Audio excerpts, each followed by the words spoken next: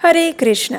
कार्तिक मास में प्रातःकाल स्नान का अत्यधिक महत्व है और उसमें भी अगर गंगा जी में स्नान किया जाए तो उसका पुण्यफल अनेक गुना अधिक प्राप्त होता है। कार्तिक जैसे पवित्र मास में गंगा स्नान करना अत्यंत महत्वपूर्ण और पुण्यफल प्रदायक बताया गया है। गंगा माता की पवित्रता का वर्णन हम किसी भी शब्द में नहीं कर सकते। गंगा देवी जो स्वयं भगवान श्री हरि नारायण के चरण कमल से उत्पन्न हुई हैं, अब उनके जैसी मोक्ष प्रदायिनी इस त्रिलोक में कौन हो सकता है। इस कलयुग में प्रत्येक व्यक्ति किसी न किसी दुख से पीड़ित है और आज जीव मात्र का उद्धार करने वाली गंगा देवी हैं। वर्तमान समय में वैज्ञानिकों ने भी ये मान लिया है कि गंगा का जल दूषित नहीं होता और उसमें कीटाणु नहीं आ सकते। हमारे महान ऋषि मुनियों को भी गंगा जी की इस अद्भुत प्राकृतिक संरचना का ज्ञान था और इसीलिए हमारे सभी वैदिक आध्यात्मिक ग्रंथों में भी गंगा जी की पवित्रता का वर्णन किया गया है। भगवान श्री हरि की प्रिया गंगा देवी निर्विकार और पाप हारिणी है, जो सभी जीवों के पापों का नाश करके उन्हें मोक्ष प्रदान करती हैं। तो चलिए आज की हमारी कार्तिक मास विशेष कथा श्रृंखला की कड़ी को आगे बढ़ाते हुए हम गंगा जी की महिमा का श्रवण करते हैं। नैमिषारण्य में एकत्रित हुए सभी ऋषि मुनियों ने श्रील सूत गोस्वामी से पूछा, हे ऋषिवर, अब आप हमें इस कार्तिक मास में गंगा देवी के महत्व का वर्णन कीजिए। तो इसके उत्तर में श्रील सूत गोस्वामी ने कहा, हे ऋषियों, भागीरथ कुल में उत्पन्न सौरदास राजा का मित्रसह नामक एक मित्र था और गुरु वशिष्ठ के श्रापवश उसका जन्म राक्षस योनि से हुआ, लेकिन गंगा जल के प्रभाव से वो भी वैकुंठ का अधिकारी बन गया। ये सुनकर ऋषियों ने सूत गोस्वामी से पूछा, हे मुने, किस कारण से मित्रसह राक्षस हो गया था? ये कथा हमें विस्तार पूर्वक बताएं।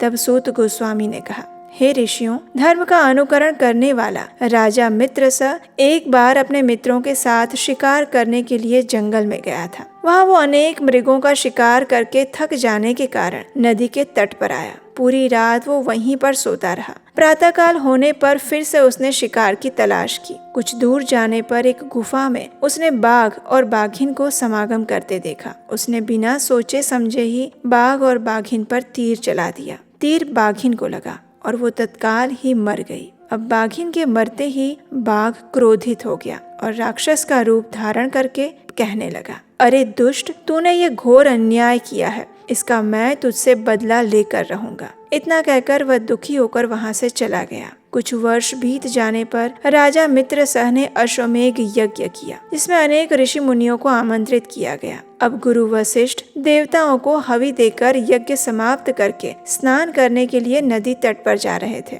जैसे ही गुरु वशिष्ठ यज्ञशाला से गए, वैसे ही उस राक्षस जिसकी बाघिन को राजा मित्रसह ने मार दिया था, उसने बदले की भावना से यज्ञ स्थल पर आ पहुंचा। उसने गुरु वशिष्ठ का रूप धारण किया और मित्रसह को आज्ञा दी कि हे राजन, आज मैं मांस का भक्षण करूंगा। इतना कहकर वो चला गया। राजा को सुनकर बड़ा आश्चर्य हुआ, लेकिन कुछ भी बोले बिना उसने रसोइये को भोजन बनाने का आदेश दिया। राक्षस ने राजा के रसोइये को अपनी माया द्वारा वहां से हटा दिया और रसोइये के रूप में स्वयं ही मांस पकाकर रख दिया। जब गुरु वशिष्ठ स्नान करके आए तो राजा ने स्वर्ण थाल में सजा हुआ मांस मिश्रित भोजन उनके सामने रख दिया। अब गुरु वशिष्ठ ने योग दृष्टि से जान लिया था कि इस भोजन में मांस है, इसलिए वे क्रोधित होकर कहने लगे, हे राजन, तुमने मुझे राक्षसी भोजन दिया है, इसलिए मैं तुम्हें श्राप देता हूँ कि तुम इसी क्षण राक्षस बन जाओ। गुरु वशिष्ठ का श्राप सुनकर राजा मित्रसह ने विनम्रता पूर्वक लेकिन आश्चर्यचकित होकर गुरुदेव से कहा, हे गुरुवर, आपकी आज्ञा से ही तो मैंने मांस मिश्रित भोजन बनवाया था, फिर आप क्रोध क्यों कर रहे हैं?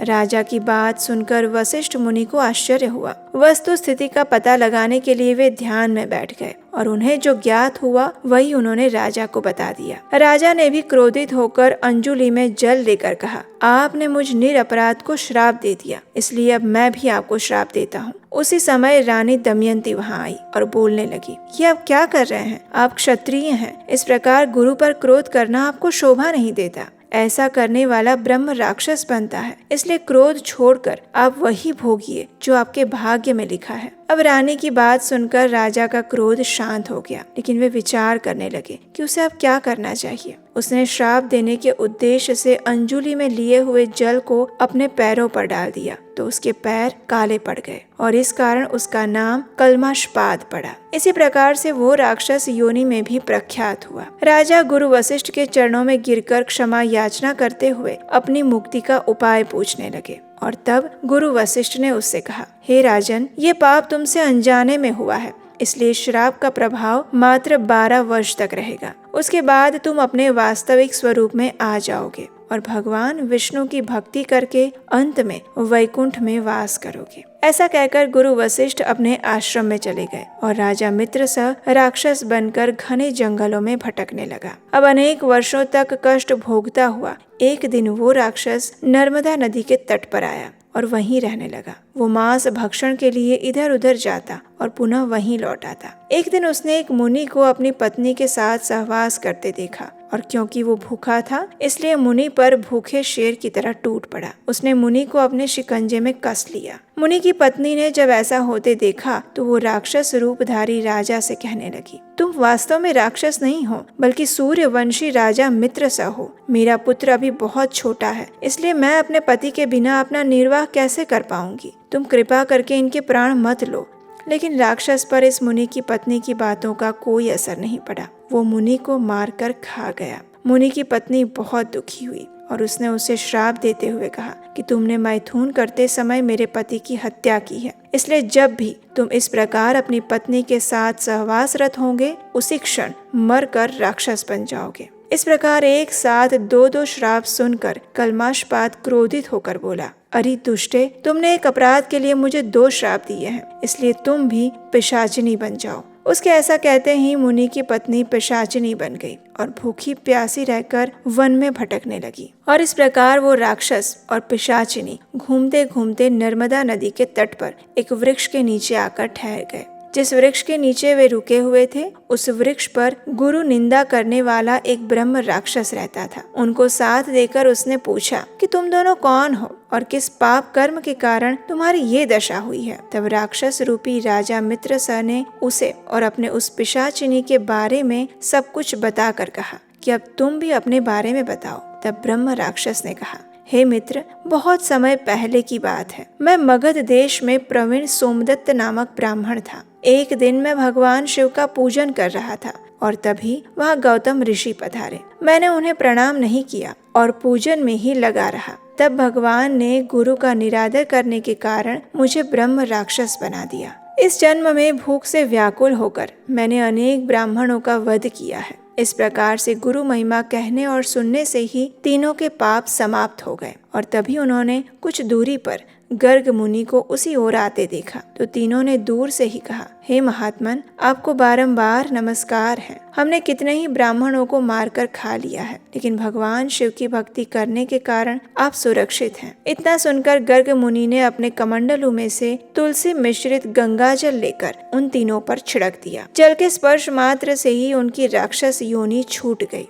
ब्राह्मणी और सोमदत्त विष्णु रूप होकर वैकुंठ धाम में चले गए। उन दोनों के जाने के बाद राजा मित्रसह विचार करने लगे। अब मित्रसह को सोच में पड़ा हुआ देखकर सरस्वती जी ने उसे शांति पूर्वक कहा कि तुम चिंता मत करो, राज्य भोगने के बाद तुम भी वैकुंठ लोक को प्राप्त करोगे। इस प्रकार ये कथन सुनकर राजा प्रसन्न हो गए। उनके सभी संशय दूर हो गए और फिर वे प्रसन्नता पूर्वक अपने राज्य में पुनः लौट आए। उस समय गुरु वशिष्ठ ऋषि ने उनका अभिषेक करके उन्हें पुनः राजा बनाया और कई वर्षों तक राज भोग कर वे भगवान के परम धाम चले गए। इस कथा का समापन करते हुए श्री सूत गोस्वामी कहते हैं, हे ऋषिगण, इसमें तनिक भी संशय नहीं है कि गंगा जी में स्नान करने से करोड़ों जन्म के पापों का निवारण हो जाता है और जो भी गंगा जी की महिमा का वर्णन करने वाली इस कथा का श्रवण करता है या पठन करता है उसके पूर्व जन्म के सहस्त्रों पापों का नाश हो जाता है और वो इस जन्म में पुण्य फल प्राप्त करके भगवान श्री हरि की कृपा का पात्र बन जाता है। तो ये थी आज की कार्तिक मास कथा श्रृंखला की गंगा जी महिमा विशेष कथा। हमें आशा है कि ये कथा आपको सुननी अच्छी लगी होगी। पिछले वीडियो में हमने देखा कि किस प्रकार मार्कंडेय ऋषि की तपस्या से प्रसन्न होकर भगवान नारायण ने उन्हें अपनी माया के दर्शन करने का वर दिया था। अपने आशीर्वाद को पूर्ण करने के लिए भगवान नारायण ने ऐसी माया रची कि चारों ओर प्रलय छा गया, ब्रह्मांड भर में पानी भर गया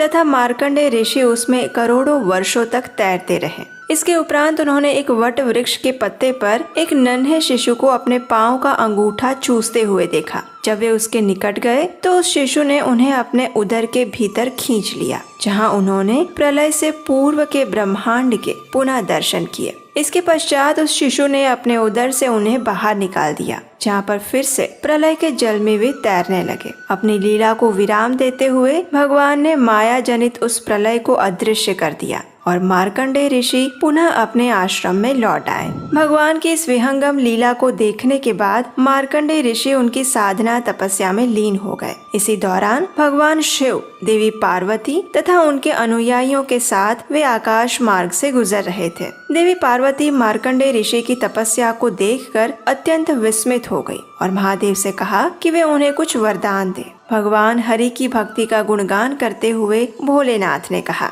हे देवी, इस ब्राह्मण के पास भगवान के शुद्ध भक्ति का ऐसा वरदान है कि इसे किसी भी अन्य वरदान की कोई लालसा नहीं है। भगवान के शुद्ध भक्तों का संग अत्यंत दुर्लभता से प्राप्त होता है, अतः हमें उनके पास जाकर इनसे वार्तालाप करना चाहिए तथा अपने जीवन को सफल बनाना चाहिए। तो बस फिर क्या था, भगवान शिव तथा देवी पार्वती समाधि में लीन मार्कंडेय ऋषि के पास जा पहुँचे। चूँकि मार्कंडेय ऋषि को बाह्य जगत की कोई सुध-बुध नहीं थी, इसलिए उन्हें भगवान शिव तथा देवी पार्वती के आगमन का कुछ पता नहीं चला। जिस प्रकार वायु किसी छिद्र में प्रवेश कर जाती है, उसी प्रकार भगवान शिव भी ऋषि मार्कंडेय के हृदय में प्रवेश कर गए। मार्कंडेय ऋषि ने अपने हृदय में भगवान शिव की विचित्र आकृति को देखा। विद्युत के समान केश तथा 10 भुजाओं के साथ त्रिनेत्रधारी शिवजी की काया सूर्य के समान दैदीप्यमान लग रही थी। उनके हाथों में त्रिशूल, धनुष,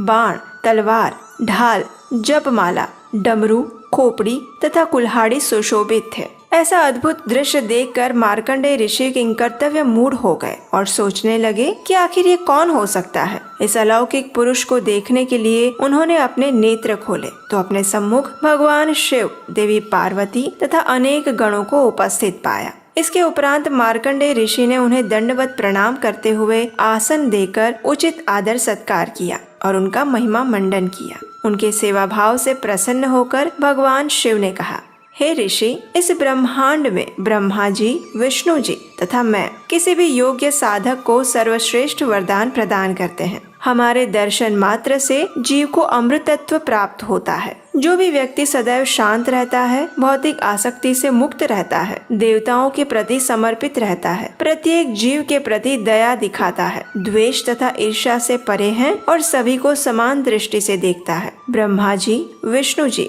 मैं तथा जगत के सभी देवता ऐसे व्यक्ति का गुणगान करते हैं। ऐसा व्यक्ति भगवान विष्णु, भगवान ब्रह्मा तथा मुझ में कोई भेद नहीं देखता। आप भी ऐसी महान विभूतियों में से एक हैं। आप जैसे महान भक्त के दर्शन जीव को एक क्षण में शुद्ध कर देते हैं। आपकी कथाएं इतनी मंगलकारी है कि अधम से अधम जीव भी उनका श्रवण करके पवित्र हो सकता है। मन का शुद्धिकरण तीर्थ स्थलों में स्नान करके तथा मंदिरों में देवताओं की उपासना करने के बाद भी सरलता से नहीं होता, लेकिन आपके संग से यूं ही हो जाता है। आपके दर्शन हम सब के लिए अत्यंत कल्याणकारी है। इसलिए यदि आपके मन में कोई भी इच्छा हो तो मैं उसे तत्क्षण पूर्ण कर सकता हूँ। कृपया कोई वर मांगिए। भोलेनाथ के वचन सुनकर मार्कंडेय ऋषि ने कहा, हे देवाधिदेव, आप तो सृष्टि के नियंता हैं। आपके कार्य इतने जटिल हैं कि साधारण जीव की समझ से भी बाहर है। आप जिन जीवों पर शासन करते हैं उन्हीं की स्तुति करते हैं। भला आप जैसे स्वामी और कौन हो सकता है। आपका ऐसा आदर्श व्यवहार धर्म की स्थापना के निमित्त ही है।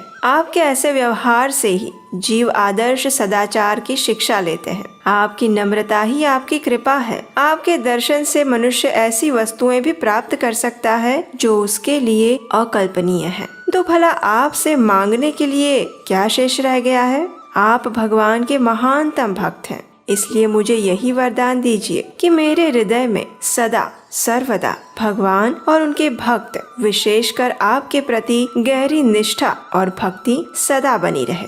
मार्कंडेय ऋषि को उचित वरदान प्रदान करते हुए भगवान शिव ने कहा, हे ऋषिवर, चूंकि आपके मन में भगवान के प्रति दृढ़ भक्ति है, इसलिए आपकी सभी इच्छाएं पूर्ण होगी। जब तक इस सृष्टि का अस्तित्व रहेगा, तब तक आपका यश और कीर्ति बने रहेंगे तथा आप जीवन मृत्यु के चक्र से मुक्ति भी प्राप्त कर लेंगे। आप त्रिकालदर्शी होंगे और अपने हृदय में भगवान को सदा उपस्थित पाएंगे। आप एक आदर्श ब्राह्मण हैं, इसलिए मैं वरदान देता हूँ कि आप पुराणों के आचार्य का प्रतिष्ठित पद प्राप्त करेंगे। मार्कंडेय ऋषि को ये वरदान देने के बाद भगवान शिव ने वहाँ से प्रस्थान किया। मार्ग में उन्होंने देवी पार्वती तथा अपने अनुचरों को मार्कंडेय ऋषि द्वारा भगवान की माया शक्ति के दर्शन करने की अलौकिक लीला भी सुनाई। मार्कंडेय ऋषि भृगु मुनि के वंशजों में सर्वश्रेष्ठ हैं। आज भी वह विश्व भर में भगवान की दिव्य प्रेमा भक्ति का प्रचार करने के लिए विचरण करते हैं। इस कथा का भक्ति भाव से श्रवण करने वाला व्यक्ति कभी भी इस भौतिक जगत में पुनः लौटकर नहीं आता। तो हम आशा करते हैं कि आप भी इन कथाओं का पूरी श्रद्धा और गहनता के साथ श्रवण कर रहे होंगे।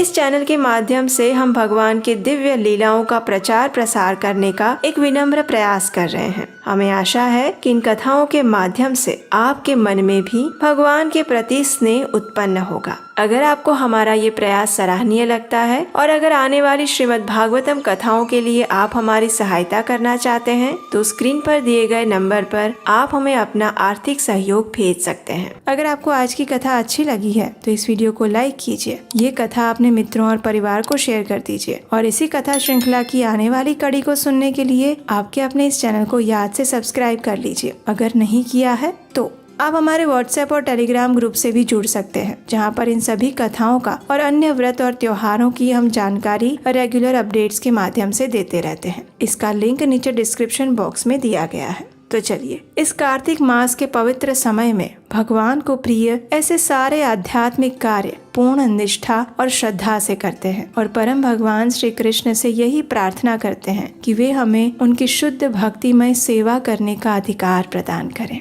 तो आइए अब हम इस पवित्र कार्तिक मास में तुलसी देवी की आरती करते हैं। प्रतिदिन तुलसी देवी की पूजा करते हुए इस तुलसी आरती का स्तवन, पठन और श्रवण करना चाहिए। तो आइए अब हम उसी तुलसी आरती का श्रवण करते हैं। नमो नमः तुलसी कृष्ण प्रेयसी, नमो नमः राधा कृष्ण सेवा पवो, एई अभिलाषी, ये तुम्हार शरण लो, तारा वांछा पूर्ण हो, कृपा करी कर तारे वृंदावन वासी, मोर एई अभिलाष, विलास कुंज दियो वास, नयने हरिबो सदा, युगल रूप राशि, एहि निवेदन धर, सखीर अनुगत करो, सेवाधिकार दिए करो निज दासी, दीन कृष्ण दासे कहे, एई मोरा, श्री राधा गोविंद प्रेमे सदा येन भासी, तुलसी कृष्ण प्रेयसी, नमो नमः तुलसी कृष्ण प्रेयसी, नमो नमः। आइए अब इस तुलसी आरती का अर्थ जानते हैं। इसका अर्थ और अनुवाद इस प्रकार है। भगवान श्री कृष्ण की प्रियतमा, हे तुलसी देवी, मैं आपको बारंबार प्रणाम करती हूँ। मेरी एकमात्र इच्छा है कि मैं श्री राधा कृष्ण की प्रेममयी सेवा प्राप्त कर सकूं। जो कोई भी आपकी शरण लेता है उसकी कामनाएं पूर्ण हो जाती है। उस पर आप अपनी कृपा बरसाती हैं और उसे वृंदावन वासी बना देती हैं। मेरी एकमात्र यही अभिलाषा है कि आप मुझे भी वृंदावन के कुंजों में निवास करने की अनुमति दें, जिससे मैं युगल श्री राधा कृष्ण की सुंदर लीलाओं का सदैव दर्शन कर सकूं। आपके चरणों में मेरा यही निवेदन है कि मुझे किसी भी व्रज गोपी की अनुचरी बना दीजिए और सेवा का अधिकार देकर मुझे आपकी निज दासी बनने का अवसर प्रदान कीजिए। अति दीन कृष्ण दास आपसे यही प्रार्थना करता है कि मैं सदा सर्वदा श्री श्री राधा गोविंद के प्रेम में डूबा रहूं। इस प्रकार तुलसी आरती करने के बाद अब समय है तुलसी देवी की प्रदक्षिणा करने का। और इस तुलसी देवी की प्रदक्षिणा करते समय आप इस मंत्र का उच्चारण कर सकते हैं। यानि कानि च पापानि ब्रह्महत्यादिकानि च तानि तानि प्राणशन्ति प्रदक्षिण पदे पदे। इसका अर्थ ये होता है कि जो भी व्यक्ति तुलसी महारानी की प्रदक्षिणा करता है तो उस प्रदक्षिणा के दौरान पद पद पर उसके समस्त ब्रह्म हत्यादि जैसे बड़े बड़े पापों का भी नाश हो जाता है। तो इस प्रकार इस कार्तिक मास में आप तुलसी पूजन और प्रदक्षिणा कर सकते हैं। हरे कृष्णा।